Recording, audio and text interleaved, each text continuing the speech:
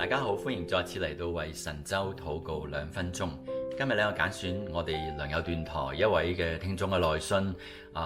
我哋為弟兄守望，弟兄咧姓黃嘅。弟兄話：我係一名高中生，上年咧受洗歸主，喺高二下半學期咧，忽然身體唔舒服，檢查出嚟咧，原來係中度嘅抑鬱症啦，同埋中度嘅焦慮症。我嘅外婆同埋媽媽咧，將我帶到教會。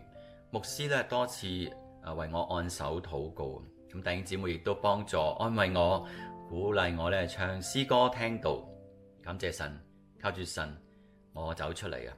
抑鬱焦慮好咗。喺呢個過程嘅裏邊，你哋良友電台對我嘅教導亦都係至關重要。聽住你哋嘅節目，讓我受到好大嘅激勵同埋鼓舞。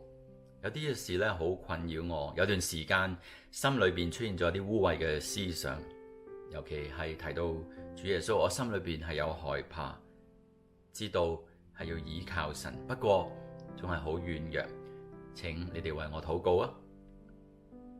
我哋一齊低頭為黃弟兄祈禱。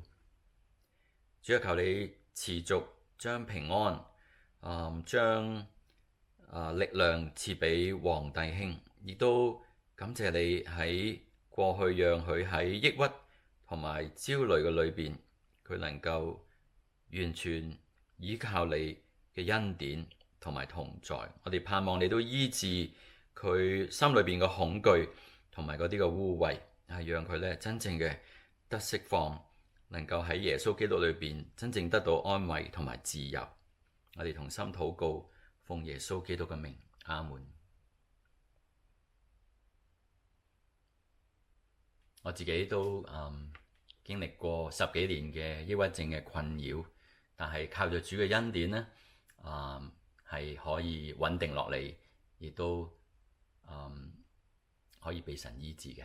所以我哋都關心身邊有冇一啲落喺抑鬱焦慮裏邊嘅朋友，多多為佢哋守望。